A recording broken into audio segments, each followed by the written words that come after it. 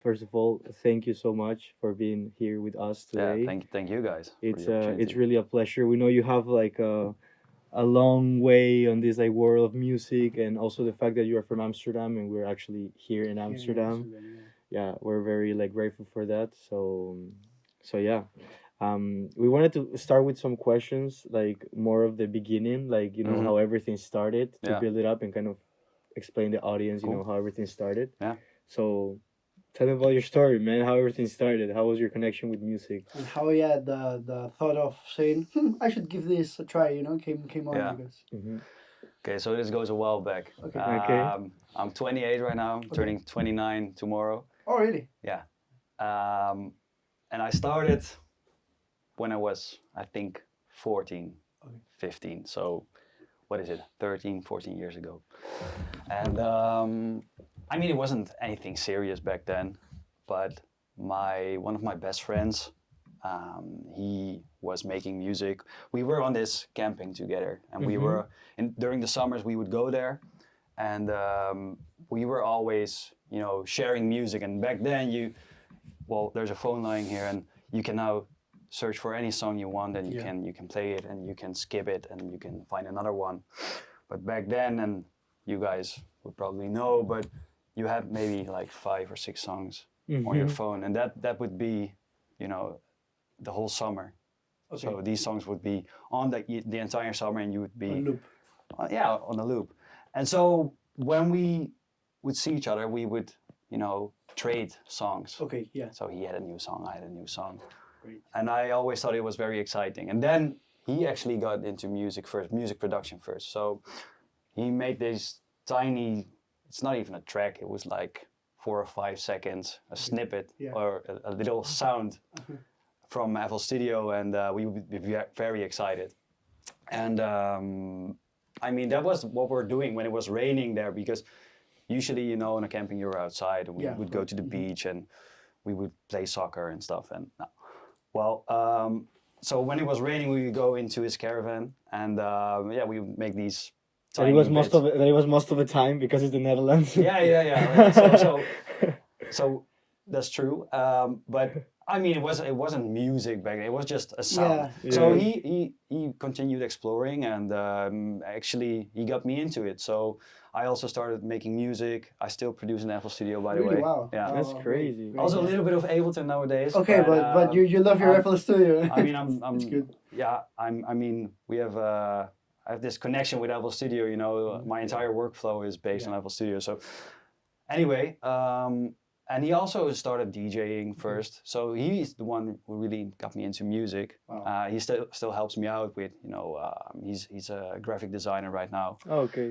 Um, Nice. and he sometimes comes to a gig, and he takes the pictures and stuff. Yeah. But that's where it started. And to come back to your second question, Yeah. which was, How did you get started in the crazy world, and Yeah. when did you realize that this was like worth it? yeah, I mean, I'm still trying to figure out this question, because Yeah, that's valid. I do this full time, but I cannot live Yeah. from it Mhm. because sometimes I have a good month, and it's like, okay, I can do this for a living. But I mean, there's also periods that there's just nothing. I'm just And- curious because Yeah. I mean, there has to be a lot of people watching now that is like Yeah. in the same situation, right? Like, I think all creative industries are always like a kind of like pushing back and forth. Like, you personally, like Jay Latune, how do you like deal with this? Like, is it something that you have any like a strategy that you're like, or you have like a fixed mindset? Or sometimes you are like down and you try different things, or you always like keep in the same line. Like, how do you deal with this kind of like Yeah, I situation? mean, it has evolved over the years, because Mhm. in the beginning, there was no thought behind it.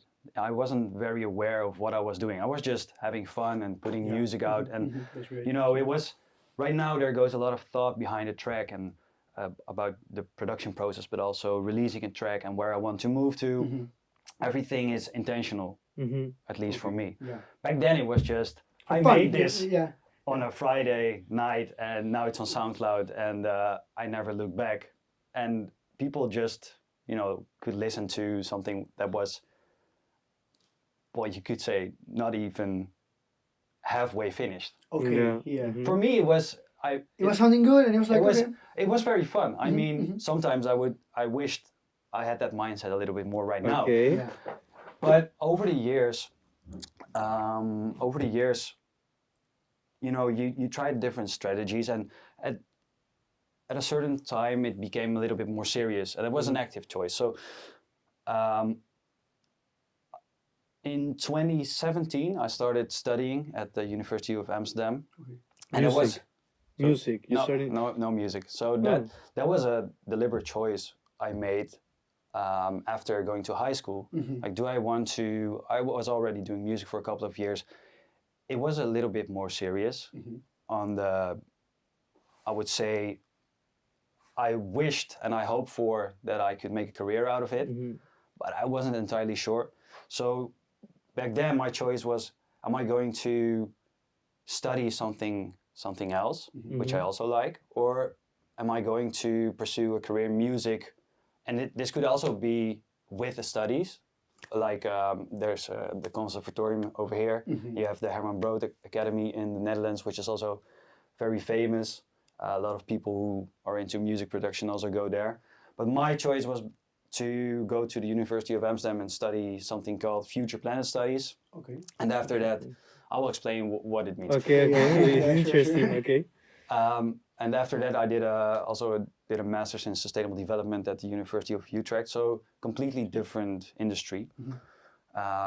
So future planet studies and sustainable development, they're kind of the same thing. I would say sustainable development is a bit more evolved. I mean, it's a master's program, so makes sense. But it's basically about learning about sustainability, about climate change, about the Okay. environment, Yeah. and how we can come up with creative solutions, especially with sustainable development, the master's program.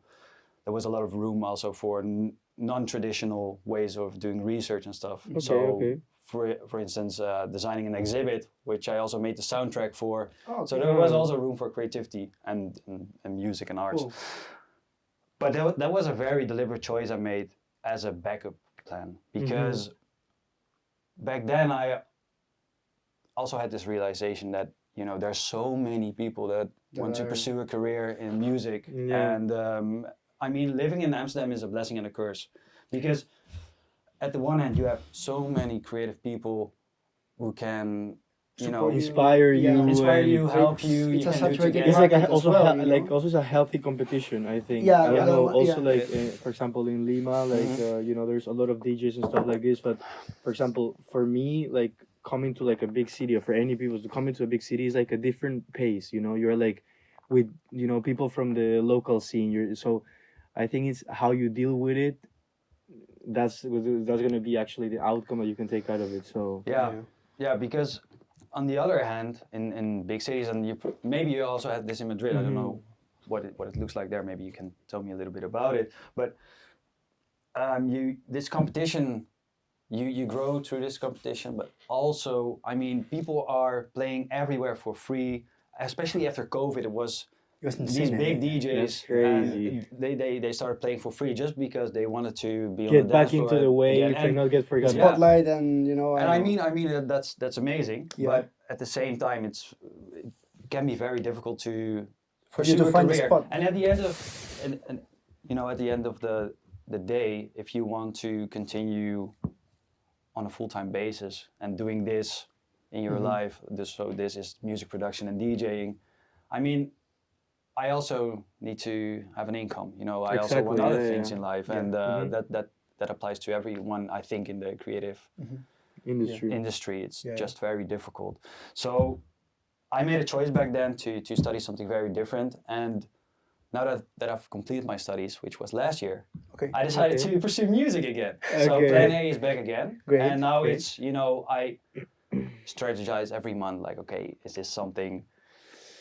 How can I make more money whilst staying in this creative lane, and not give up too much of that Yeah. creative direction. I think this is something important we were actually talking with Juan Diego about. That is like, the other day, it's like you are in like a big industry where, of course, you know, the main pie, like the most delicious pie is getting money out of like your music, right? Like the music you do, you want it to, you know, that to be the main source of income. For But the used to play them, for it to sell well, you know. exactly. But then it's like, I think if you think strategically, because at the end of the day, everything is a business, you can try to figure out other source of income you can have from like the music industry. For example, like what he has of like, you know, like mastering these Mastering and tracks and mixing everything. It's really like a gift, and then he knows how to use all these tools. So it's like, and you probably know as well. So you can always find ways of, you know, like get another source of income. So have you ever like also at some point be like, okay, maybe I can also do this to get some like money out of this or that,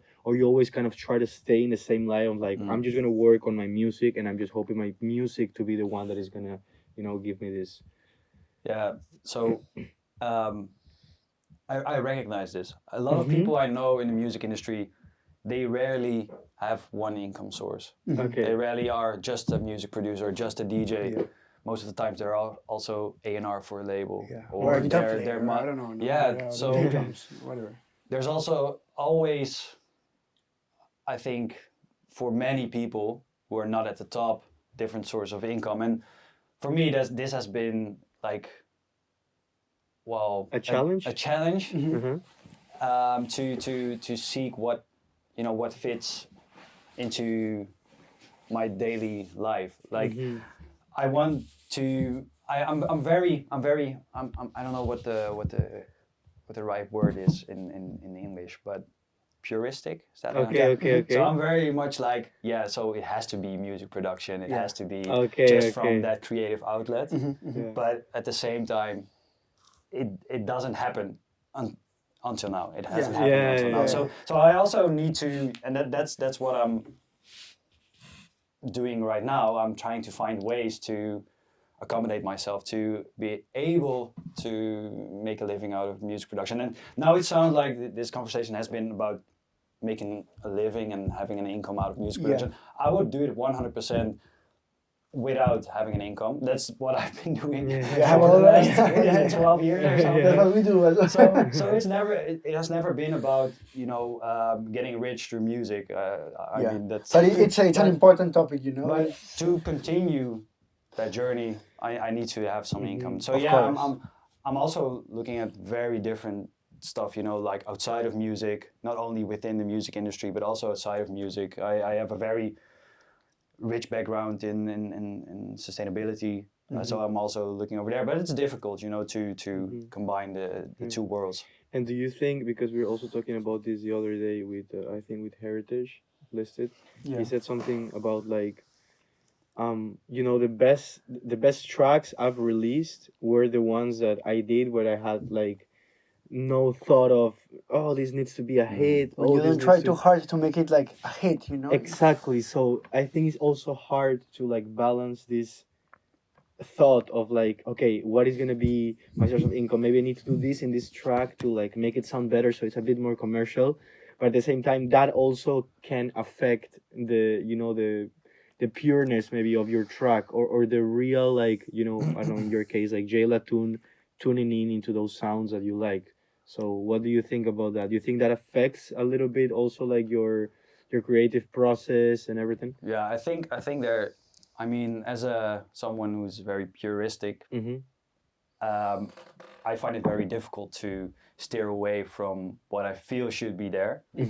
But at the same time, I recognize this because I also, you know, want to reach an audience so I can further build my career. But I know also, you know, some people are very, very good at just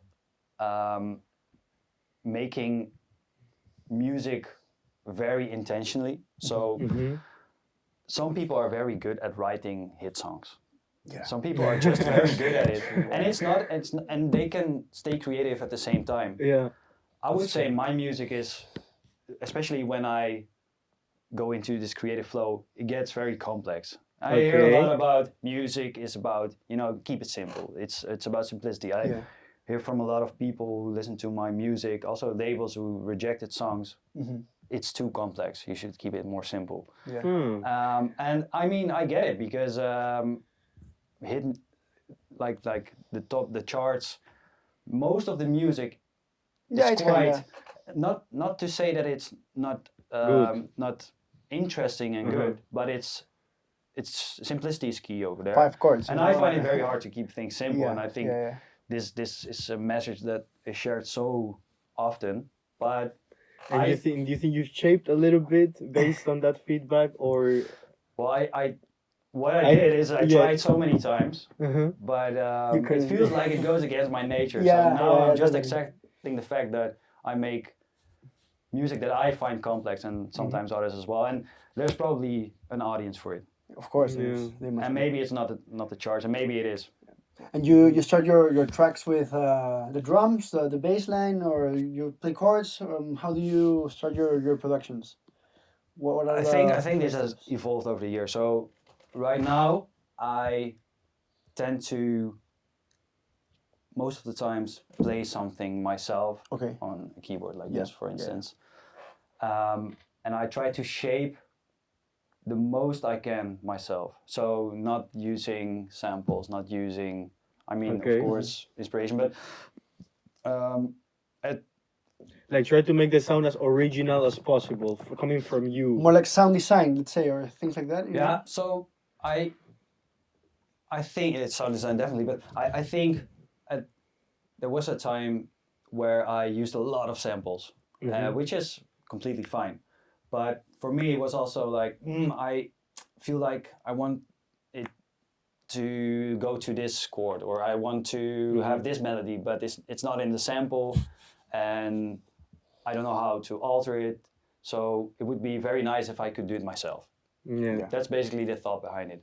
I want control over what I can do, so that's why I Nice. usually start with. It doesn't necessarily have to be like keys or a synth or a melody. It could also be drums, but Yeah. I want a lot of control nowadays, so I can Yeah. make it 100% Jay Latune. Okay. That's the ideal. Yeah. But at the same time, yeah, sometimes there is a sample. You need a clap, or I don't know, no, or whatever. Yeah, definitely. And it also takes a lot of time to make everything yourself. Yeah, But it's kind of.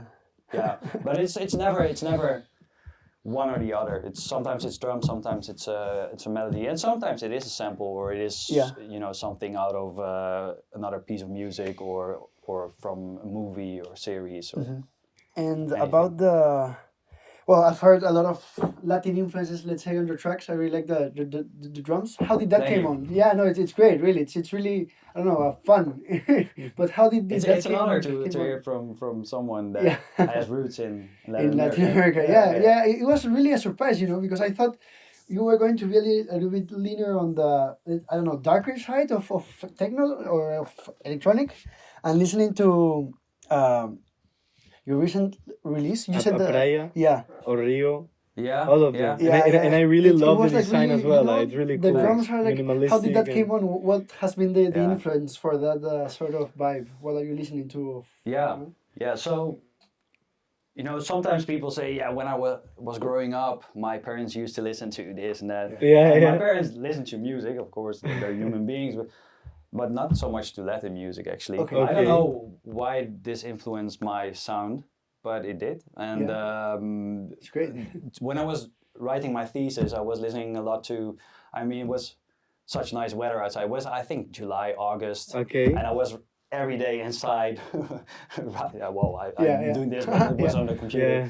writing my thesis, and I was feeling very miserable back then. So, to lift the spirits a little bit, and lighten the mood, I just listened to a lot of Brazilian music, but also music from other parts of Wow, Latin that's America. insane. that's huh? crazy. That's Just crazy. because man. it's I don't know, very very soothing, like bossa Yeah, nova, for bossa nova instance. is I great, could man. listen to it It's all nice. day, and that was also what I did back then. And then it started to shape my sound a Yeah, little how bit. it influences. And there's maybe next year it's Different. Asia. I don't know. Yeah. Like inspiration from Asian countries or whatever. But yeah, the last couple of years it has been from Latin America, and Yeah. especially Brazil, because that the songs you're mentioning, Yeah. Rio and A Praia, and last week also the third track of the EP, Floresta Amazonica. Oh yeah. And yeah, what I basically did is I did like a figurative journey to Brazil. So I didn't go to Brazil. Yeah. I wish, Yeah, but well. I mean, there's so many things about traveling.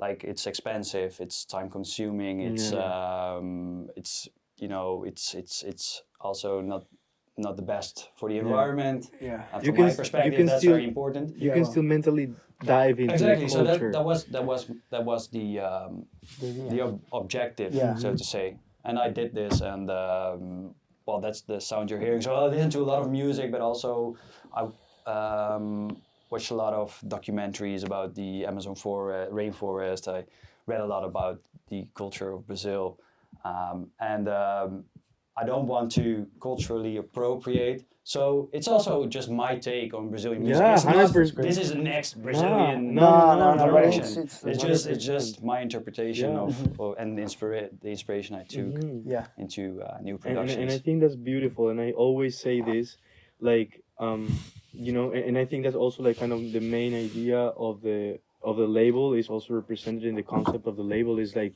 great things come out of like things like this, you know, like you with the background in music you have in Amsterdam, maybe the influences of like all these crazy DJs, you know, in Europe, you can take this beauty of somewhere else and you can like reinterpret and maybe like resonate with some other people. It's the same like for the label, for example, knowing that, you know, like people can come from like South America and be like influenced by other artists, and while being here, you know, bring, you know, in their backpack their own kind of thoughts, and then I think that's when really like cool stuff comes Happens, out, you yeah. know. Exactly. So it's Yeah, very I nice. agree. You get these new perspectives Yeah. that Yeah. that wouldn't be there otherwise. Exactly, Yeah. 100%. They And- just don't exist.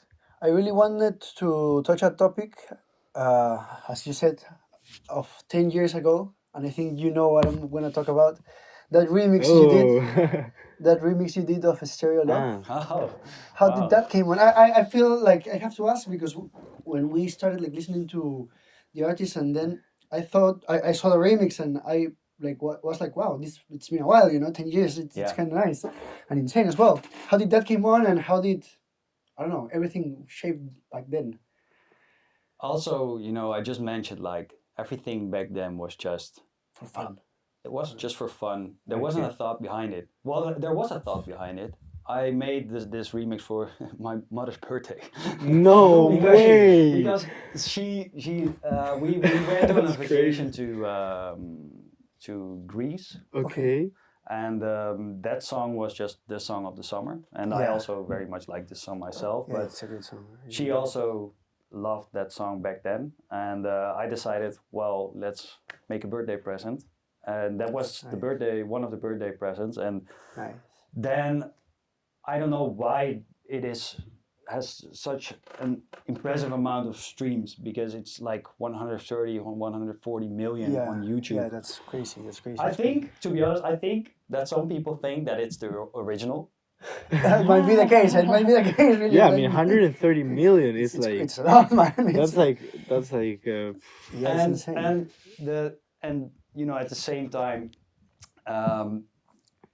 I didn't see anything coming from those. Well, now this mentioned from you guys, but apart from that, I didn't see anything coming from that remix. Like no income, because it's a bootleg. Yeah, it's basically. it's not a an remix. It's a yeah, bootleg. it's an unofficial It's just- remix. yeah. So yeah. And but also no new fans or audience that I know of. So I think people really think it's the original. that's might be- crazy. that might be the and, case, and really. and coming back to maybe a little bit what I asked before, but after that, doing that remix and having all that like support, exposure, did you like thought of, oh, maybe I can go and do another remix, or it was you just keep it like, okay, it was my mom's birthday present, it That's went it, you know, crazy, yeah. I'm just gonna keep doing my stuff. The You know? remix of that particular song, you know. Yes, after the remix of that song. I was asked by a label a couple of years ago to do a rework, basically, and they would you know, have the rights then, so it would be official, not a bootleg. Okay. But we tried some things, and we decided that it was not it back then. Yeah. So maybe, you know, she's having her birthday in November. Maybe Maybe you there's can get one another coming in remix. November. We Exactly. don't know. That's I mean, great. is it from 2016? It is. It Maybe is. a 10-year, you know, Yeah. 10-year Well, anniversary of tuned. the song yeah. as well. And Yeah. it was really weird because again I saw it and I was like, what? You know, like a remix of that song for me was like a little bit funny in the sense of I've been listening to that song the past months because it's a great song, and Thanks. a couple of friends of mine from Madrid, we really enjoyed playing the original. So for me, looking your name up and the Seeing song that, that popped yeah. up, it was like what? You know, but well, Yeah, that's great. For me, it's also a little bit weird that, and it's also, you know, back then I made such.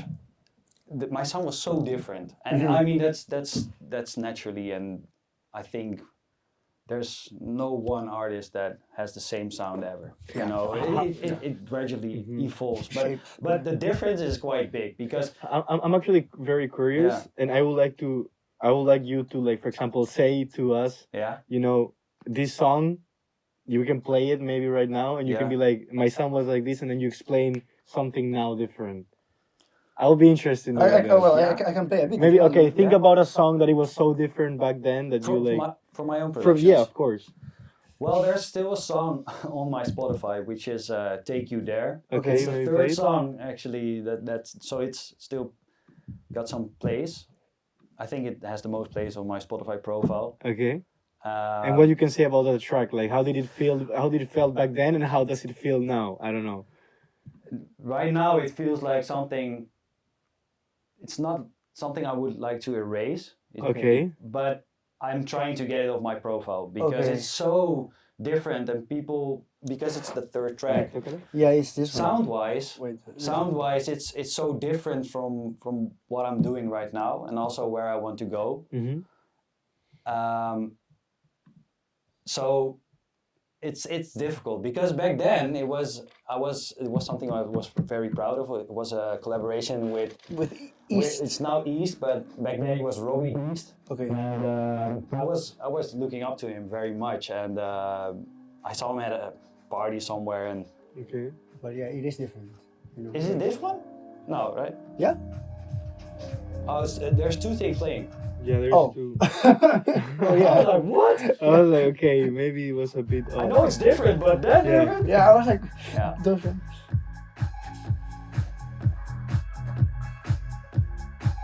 Yeah. Yeah, this feels from like kind of a couple of years I mean, ago. it makes sense. It is from 10 years, well, maybe more ago. So. Yeah, it's more like linear on the, in my opinion, on the maybe spinning record side Yeah. of style. 100%. Yeah. Yeah. Yeah, totally. Totally. Yeah. How old are you? Sorry? How old were you when you made this track? 18? A little bit younger, I think. Younger than 18. Yeah. That's crazy. 17. crazy, yeah. But I must say, a lot of credits can go to Robbie East because he was. I mean, I was there in the studio, but he was and I contributed, but he was the one that did the most stuff. And Robbie's always a friend you just talked about at the beginning that was with you. no, It's another no. one. Yeah. But he was back then he was producing a lot with Oliver Heldens as well, Mhm. and he was living in Amstelveen, and that was also where Martin Garrix came from, and Oh, okay. you know, crazy. and that was a huge inspiration back then, and everybody was just making future house music. Yeah, I remember. So this is also I think you can say it's future house music, and Yeah. that was just what I was really excited about back then. And it felt really good, and I also, you know, it got played in a radio show by Don Diablo. Really? And Yeah. I remember biking and seeing that notification and just biking to Yeah. a cafe or something, and I was so excited back then. And Man, I used to love Don Diablo with my life. I remember, Yeah. yeah, he was the and DJ. I still think he's really cool. Not per se. I don't listen to his music a lot, but Yeah. I mean, he has like his brand is so strong. His Hexagon. brand, well, yeah, Don Diablo. Yeah. I mean, his brand is so. But his out sound there. as well, I would Yeah, say. Yeah, it is. It's just Yeah, not yeah, my it's sound anymore. everything, But you know. it's So I mean, yeah, I think music and not only music, but maybe more important, me as a person, and you just evolve. You know, you just Mhm. grow out of stuff and Yeah, you of grow into course. new stuff. And sometimes you come back to something and you're like, ah, yeah, man, I really like this. Like, so I can release a song, and most of the times I'm already completely done when I release a song. Yeah. Yeah. Okay, come on. And then you come back to it a year later and you're so happy about it. Yeah. And Yeah. how do you know when a track is finished? What's your green light saying? You Because tell you know me. You can. tell me. Yeah, no, I can't. Really, I can't. The due date, you know. I don't know. It's- Like You never, but you never. Sorry to interrupt, but you it's never. never finished, you know. Yeah, yeah, yeah. I mean, for you guys, it has to be like a sometimes like a like a nightmare because it's like something you think it can be like improved, but you never put a time, right? Yeah, no, of course, and you No. can change the hats or you know the bass to another sound because you think it was better, and you keep on doing that until you're saturated and delete everything, you know. Yeah, true. Yeah, I mean, for me, it's very difficult. There are tools. I will say something about those tools in a minute, but yeah, it's so difficult because you can always keep on producing a song. Yeah. It could be never finished. You could decide it's never finished because also, you know, you're making a song in a specific, you know, on a specific day, specific time, and you're you have a kind of energy and a feeling and a mood that's maybe different from 1 week from now. So let's say I produce a song today, and then I listen to it a week from now. Mhm. Maybe I will be in a different energy, different mindset, Yeah. and it feels not me on that day. So what I want to say is it's it could be a never-ending process, especially when time flows. I tend to change directions a lot. So um, 1 year ago, I was very much into Brazilian music, bossa nova. Right now, I'm listening to very different stuff. You know, I rarely listen to bossa nova for some reason, and maybe in 1 month or so, I will be crazy about bossa nova again. I don't know. Okay. Yeah, yeah, yeah. And that also really influences what I'm making. So it could a song that feels maybe finished at one point. If you leave it too long, Yeah. you can always change everything about it, Mhm. and that's very difficult. You have to be very.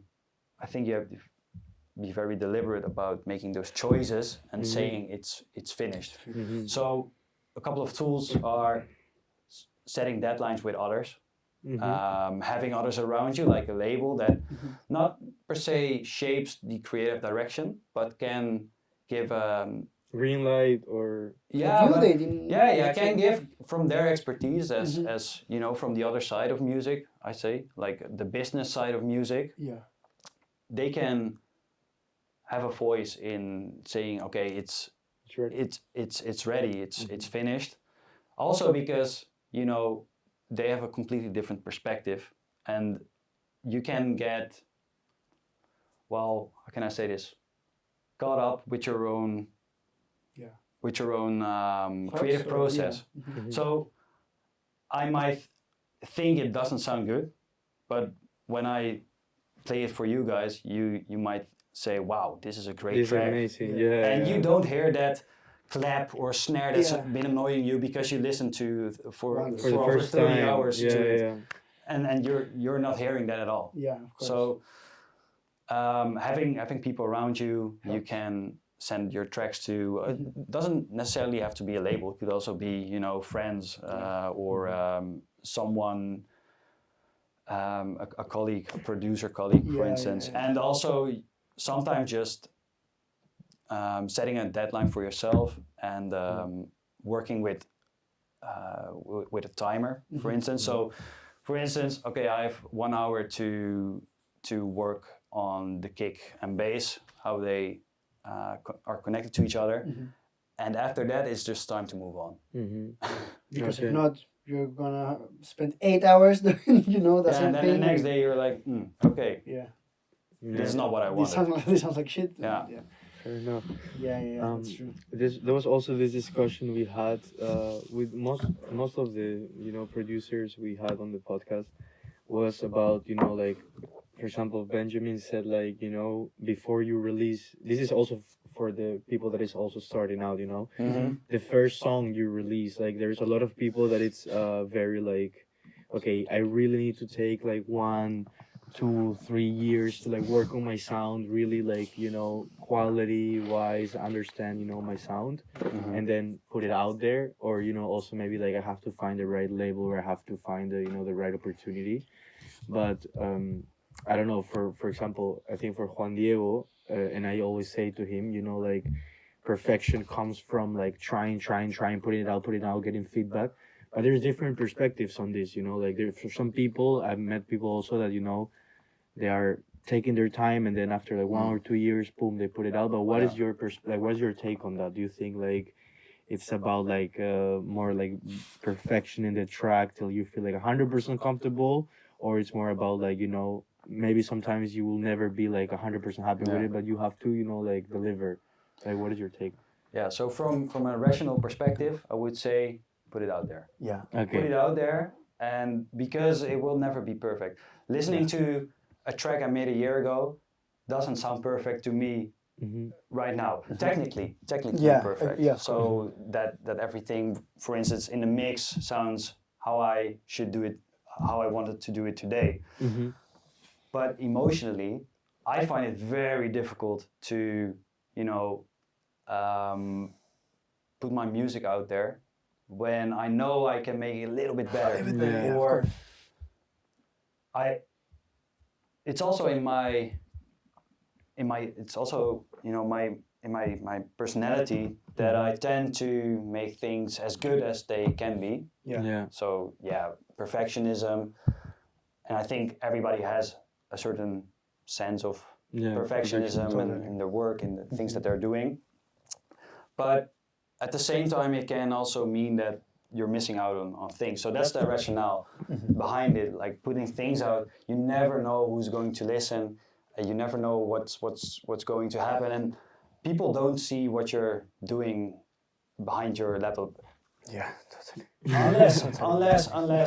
unless you're someone who always shows the process. That's Yeah. also Yeah. some people are very good in showing their process, and Yeah, I think that's- those Yeah. people have mastered their thoughts about not trying to be care. perfect. Yeah. Because it's not perfect, but that's also something which is very human, that it's not perfect. Yeah. But I think a lot of people strive to have something, to deliver something which is perfect. And I have the same challenge. Even talking about it, I'm like, fuck. Yeah. It's so difficult. Yeah, it is. Because right now I sometimes think, especially before this interview, thinking about 10 years ago or 12 years ago when I started, like, I wish I could have more of that free, playful mindset I had back then. Just put it out there. Just throw it on SoundCloud Have fun, and have like- fun. And I mean, most of my following on SoundCloud is from those days. It's Okay, not, from not back then. from now, because I just put it out there. So you will say, if you can say something to your younger self, it will be that? Don't do so fun. No, but No, I would actually say that my younger self talks to me. yeah. Oh. So my Yeah. younger self is saying, hey, try to engage the process a little bit more playful, with a little bit more playfulness. So, Okay. I mean, it's good that I care about and produce with it. I think it's good that I produce with intention and move with intention, and have strategies and know where I want to go and how I will do this. But at the same time, back then it all felt, I think, a bit more fun, a bit more free. Yeah. And at the same time, I was growing as an artist, I think, way more than I'm doing right now. Yeah. The So only it's interesting. the big difference is it didn't sound professional, or it didn't, it was also very immature, so to say. The Yeah. sound was very immature, Yeah. but it was fun, you know, and I just shared it, and it Trying would new be things, new something plugins and that, stuff like that that. I'm afraid to do right now, but back then you didn't have Instagram and TikTok. Maybe Instagram just like with these cheesy pictures Yeah, everybody had, but with the not, filters, and yeah, but Full not like today. But if it would be back then, I would probably have a lot of followers or a lot of views on TikTok because I was just showing the process all the time and just putting it out there. I wish I would dare to do that right now, but something scares me about that because it's not perfect. Yeah, of Yeah. course. Makes sense. Like totally makes sense. Yeah. I mean, really we don't de- like. yeah, I think we deal with that in the label as well. We have been talking about the real idea and making like video content, and You know, it's hard to it's hard. You know, to find something that, again, what I said at the beginning, that feels true to you as an artist, you know, but it's also something that maybe you expect, you know, people to appreciate and everything. But yeah, I mean, it's definitely hard, and I feel like as the time passes, you know, for like maybe the younger generations, it's easy to get into this wave of like doing this stuff because they're so used to it. And maybe for DJs like you that have been like so much time in the industry and everything, it's like a little bit more like I don't know if I should, like, you know, dive into this or not. But yeah, I think also like having a good team is a pretty, you know, having working with people that is like good at what they do in the different areas of the work Yeah, it also helps. can help you to like You can. improve. But What do you mean by that? Could you explain why you think so it's like what I kind of said at the beginning, right? Like you have like an artist that, you know, does music, and then you can have someone that can translate that music and that like philosophy that the artist has to other people. Because sometimes, I mean, nowadays it's not as easy as, you know, you're gonna put a track out there, but most of the people is just not gonna listen to it because there's 100 tracks out there every day. Yeah. So the way that you put the track out there in platforms that now they are relevant for like people, or even just like where you're gonna find people that is interested in your track, because as you said before, like 10 summers ago it was like 5 songs, 4 songs, and that's it. Like nowadays in the summer is like 100 songs, you know. So yeah, I know it's very. I mean, even as someone who is in the music industry and appreciates music so dearly, I mean, when one of my favorite artists presents an album, I'm like, okay. And I'm very aware of that when I have this thought when I'm listening to his or her music. I'm like, why can I just not focus for 1 hour to listen to the entire album? That's crazy, man. Like our whole brain is just like structured in a different way nowadays. Yeah, I that's mean, also- how many songs come out every week on Spotify? And Yeah, we're it's not even cheap. talking about, you know, AI generated stuff. Right? Yeah, I was actually, so I think now that I think about it, maybe it's also like you know, you have a sound now that is like the current Jay Latune sound, or like for Juan Diego, or for Naya, or for Hector, or for whatever, all the DJs we have in the label and producers we have in the label. Like I feel the key is to find that group that, you know, hasn't heard that before, but they are going into like an influence of that kind of like sound. And when you get to these people that is not listening to what you are doing, but it's like going on like artists that are similar, and you get them with this track of yours that it's like, you know, your new sound and something different that is like Amsterdam and Rio and these sounds. There is where maybe you're not gonna have his full like, he's not gonna be like a huge fan of like following when he sees you in the street, whatever. But he's maybe gonna listen to 2, 3, or 4 tracks of yours, and then that's gonna make him be on that kind of like, you know. So I think that's maybe the way it goes. But then again, it's hard to get to that people if you maybe don't like master all the ways of like communication and stuff. Yeah, and I whatever. think that's a very valid point you brought up, that there are different rules for that. You know, that there's more to music than just making it and Exactly. publishing it.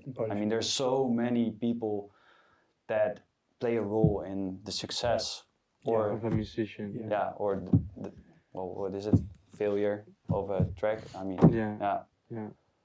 It's crazy, yeah, because we were talking about this, like so many good artists, like with, you know, I feel the sound also of the label is like just quality wise, like the whole concept is like it's amazing. I listen to your music as well, and I was listening to it actually coming here. I was listening to some tracks, and I'm like, damn, like I listened to this 2 more times, and I'm gonna be just fully tuned in, you know. Yeah. That's really But it's like it's hard, you know, for people to get to people and for them to appreciate it. But I don't think it's impossible. That's why we're here Yeah, also. that's why we're So here. we're trying to. yeah. No, when things. So last week I released a new song. Streaming wise, did terribly. Like, Okay. well, terrible, not terrible, terrible. And it's not really motivating. But at the same time, I'm also trying to steer away a little bit from only the numbers. I'm also trying to, appreciate a comment or feedback a little bit more from you or from my parents or from my girlfriend.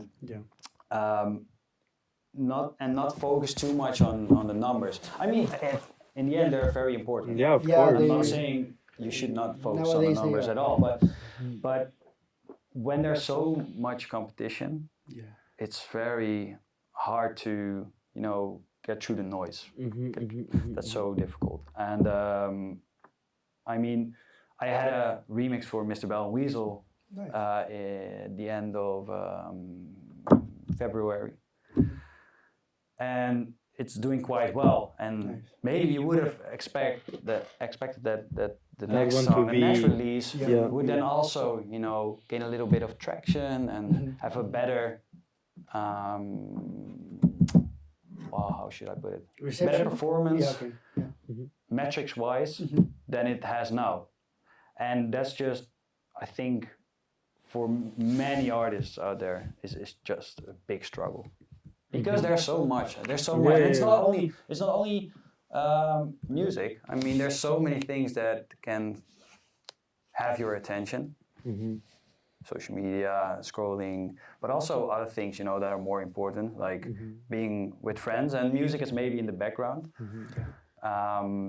More passive listening. I think that's also quite a big thing nowadays. So if I'm consuming too much time, you should just say No, it. no, don't worry. Just talk. We have it control. We have it control. Maybe you can also tell me how you experience this as not as a creative, but more as someone that's listening to music. So back in, well, I think 4 or 5 years ago, I was listening to music way more actively. I was searching for my favorite artists and their track, and I had my own library, and I updated it a lot, and maybe that's also something a musician does, but I was way more attentive. And right now it's just, you have all these algorithmic playlists, especially on Spotify, but you also have them on SoundCloud and other distributors.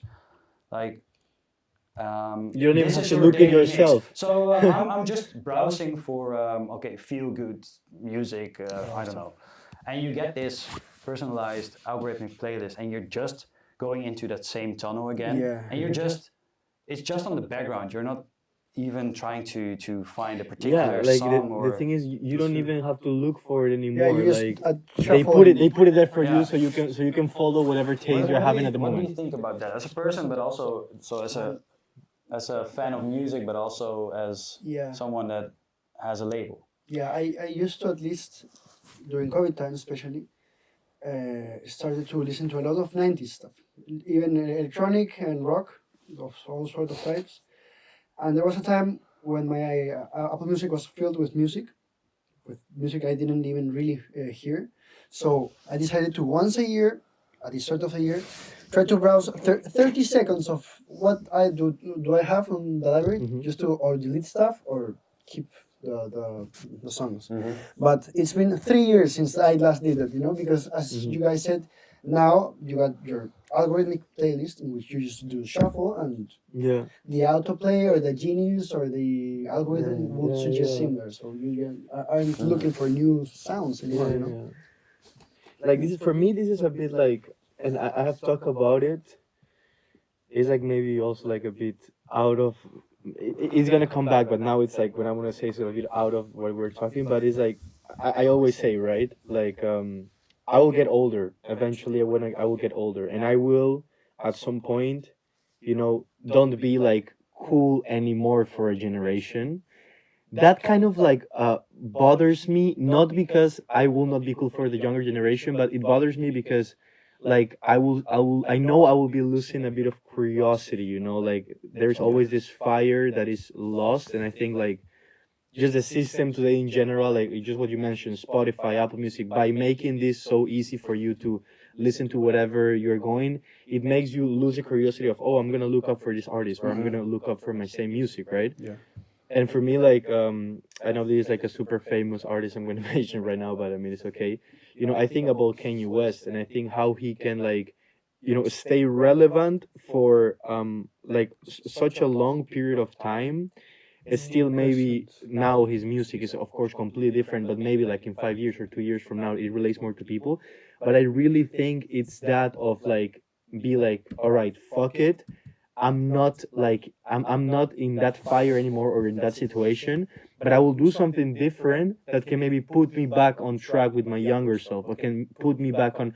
And sometimes it's just like very simple things, like I don't know, like go to somewhere else to like start making music, or like find a new way to find a sound, or like it can be many different things. But I think as artists we have to like try to do this. And I think when you are doing this, and then you get the outcome, you feel better with yourself, then that's completely reflected on your work, on your creative work, and that feels better. And then you can still but yeah, it will just, I think it's gonna keep getting like worse, if you want to call it like that. So I think we just need to, like do things, like just keep going, like not stay on that decline of like, oh, maybe I'm no, like stand up, go and do other things. So Yeah, and so yeah. what I'm thinking of right now is I also approach this very much as listening to music and finding new music as something which is an individual experience from probably in your I don't know, living room in your house from a computer. So that's how I discover most music actually right now.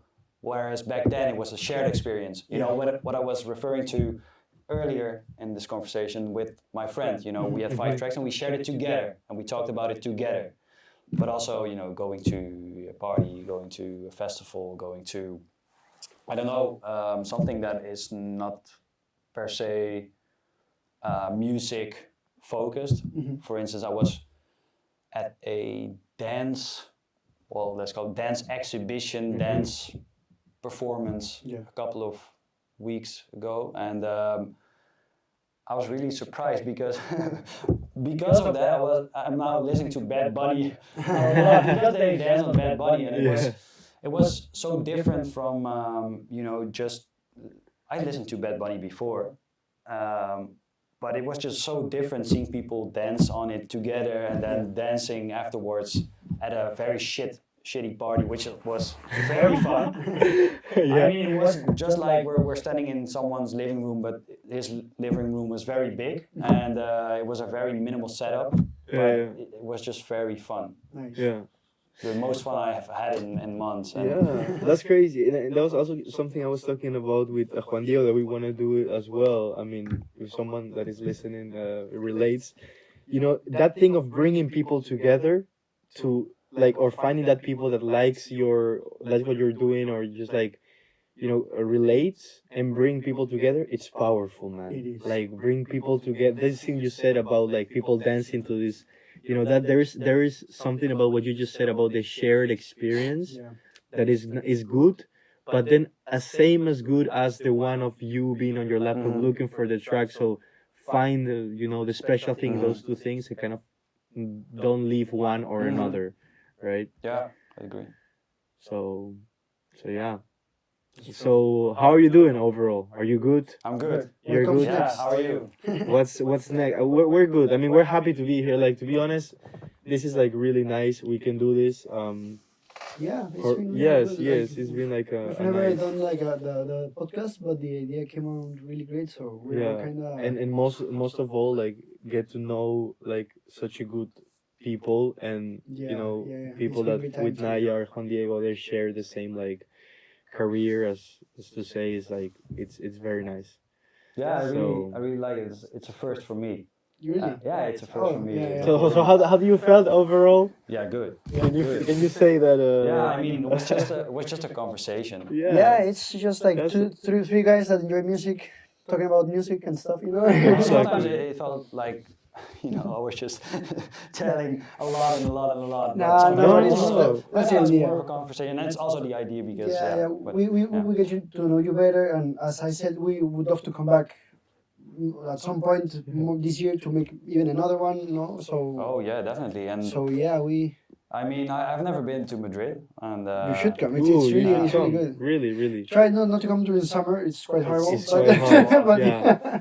Maybe when it's getting bad here, go down there, Yeah. and you know that's the vice perfect. versa, you know, That's the we will do the same. So yeah. yeah, that's perfect. But thank you, really, yeah, thank for you guys. I really Yeah, appreciate it. it's been quite good. Really. yeah, and well, hopefully we can maybe do this again in 2 3 years. Who knows where we're gonna be, but it was very nice to Right meet you. here Thank you. at the same table. Yeah, Thank you very thank much, you. guys. Yeah, thank you, man.